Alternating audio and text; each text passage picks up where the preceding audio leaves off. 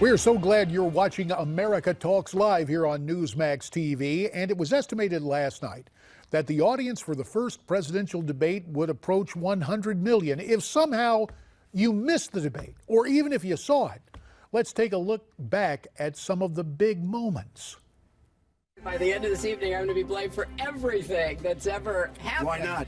Why not? I know Donald's very praiseworthy of Vladimir Putin. You called it the gold standard of trade deals. You said it's the finest deal you've ever seen. Donald, I know you live in your own reality, but that is not the fact. I will release my tax returns against my lawyer's wishes when she releases her 33,000 emails that have been deleted. Now, for 30 years you've been doing it, and now you're just starting to think of solutions. Well, actually, I will bring back jobs. You can't bring back jobs. Well, actually... Well, I have much better judgment than she does. There's no question about that.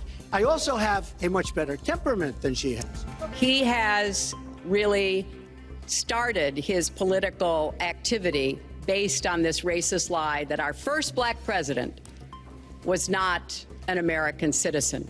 She doesn't have the look. She doesn't have the stamina. Because it must be something really important, even terrible, that he's trying to hide. Hillary has experience, but it's bad experience. All right, so that kind of gives you a flavor of the debate. And as always, we welcome your comments. 1-877-NEWSMAX. That's 1-877-639-7629. There was another interesting part of last night's debate.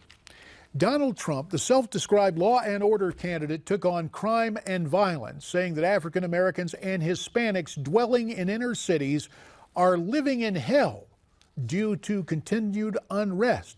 Mr. Trump took a very strong stance on law and order, so does that help him going forward? And let's discuss that now as we welcome to the anchor desk former CIA analyst Lisa Ruth, currently the CEO of CTC International Group, and also joining us, former New York Police Department Special Investigator Michael Solomon. Michael is the author of the book, The Conversion Prophecy.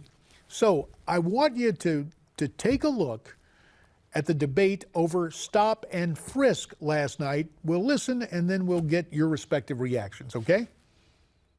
Stop and frisk was ruled unconstitutional in New York because it largely singled out Black and Hispanic young men. No, you're wrong. It went before a judge who was a very against police judge. It was taken away from her, and our new mayor, refused to go forward with the case. They would have won an appeal. If you look at it throughout the country, there are many places where the argument is that it's a form of racial profiling. No, the argument is that we have to take the guns away from these people that have them and that are bad people that shouldn't have them. We do always have to make sure we keep people safe. There are the right ways of doing it, and then there are ways that are ineffective. Stop and frisk was found to be unconstitutional, and in part because it was ineffective. Michael Solomon, you have more than a passing acquaintance with this, having been affiliated with the NYPD.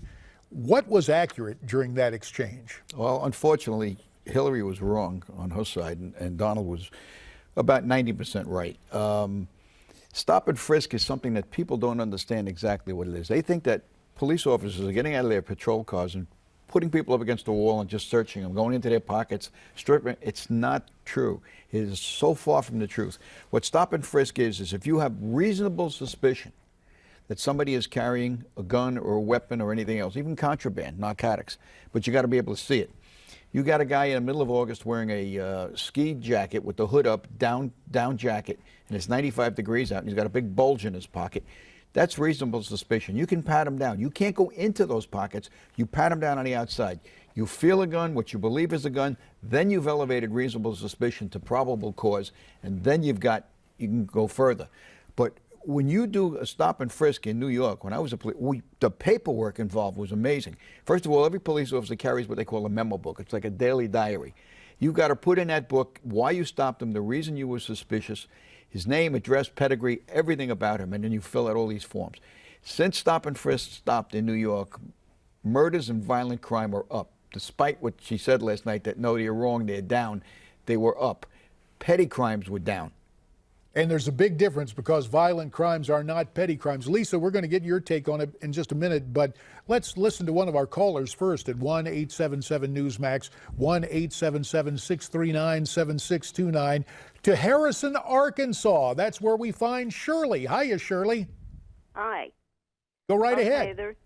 There's a couple of things. Last night, Lester Holt, I was very disappointed when Hillary and Donald walked out and he shook hands with them. He said good luck to Hillary, but not to Donald. Well, we put up with the Clinton for 8 years here, and I can tell you, you do not want Hillary for president. Also, why has nobody brought up the White River scandal that they were involved in here in Arkansas? Just one correction. That's right, Shirley, the white water scandal, and I helped investigate that as a member in my first term of the what is now called the Financial Services and Banking Committee. Appreciate the call and the input there from Harrison, Arkansas. Lisa Ruth, the whole notion of you earned a living very carefully observing people. It escaped me what Shirley was pointing out with Lester Holt's good luck to Hillary, because of course the media was saying, well, he's a registered Republican, and it was almost as if there were two faces of Lester last night. He started almost like, okay, let him go, let him mix it up. But then he went to questions that were to Mr. Trump and fairly harsh. What was going on? Was he suddenly remembering he works for NBC? It could very well have been. It's an interesting situation because I think you're right. He started out, it looked to me, except for the good luck, but it did look to me like he was trying to kind of be very measured. But as it went on, there were leaning one way or the other. And I think that does also keep in mind here, it does shape our view of things, right? I mean, however, if you're going after someone and putting them back to a situation where they have to answer difficult questions and the other person gets a pass, it does help create an image. And I don't think he was very unbiased towards the end of the debate. Well, I tell you what, let's hear what other callers have to say at 1-877-NEWSMAX, 1-877-639-7629, to Nokesville, Virginia for Don. Don, welcome to America Talks Live. Good afternoon, sir. Good to have you. Thank you. First of all, my question is, what was in the folder that the older guy took off the desk, off of the podium from Hillary? Was it just her notes, or did she have all the questions previously? And number two, on the issue of gun control, even though I'm believe in guns, why don't we take guns away from Democrats? Well, more rhetorical than but we appreciate what you're saying, Don. And this goes back to something that Mr. Trump started to talk about, but then kind of backed away from. He was talking about stop and frisk, not only in New York, but Chicago.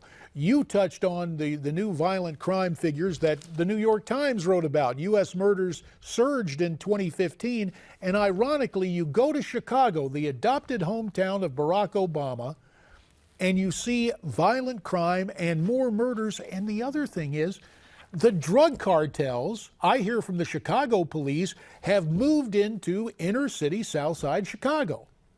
Illinois and Chicago have the toughest gun control laws in the United States. And look what's happening there. I mean, it's ridiculous what's happening. I mean, murders in the United States on the average jumped 11%. In 50 of the largest cities in the country, they jumped 17%. That doesn't include violent crimes, people who have not been killed. So it's crazy not to bring back not only stop and frisk, but what we used to call omnipresence police patrolling, where you would patrol in such a way you would drive around streets where every time somebody looked up, they saw a police car. It looked like they were all over the place. And you've got to you got to stop handcuffing the police officers. I mean, if they have to second guess themselves every time they stop somebody or whatever they do, especially in today with social media and everybody's out there with a cell phone camera, it is ridiculous. It's crazy. I mean, you saw what happened quickly in Charlottesville last week. Quick correction, Charlotte, North Carolina. Yeah, it's okay. Yeah, and we saw different that. State, right. But before we go there, I want to get back to something that I don't think people really realize, Lisa, and it has an international aspect that you know from the CIA. The cartels showing up not just in border cities, but in inner cities such as Chicago. That's a real concern, is it not? 30 seconds. Absolutely, and it's not just Chicago, it's Baltimore, it's throughout this country. And you're looking at cartels, you're looking at drug gangs, super gangs in Chicago we now have that are fueled by the cartels. Absolutely a problem.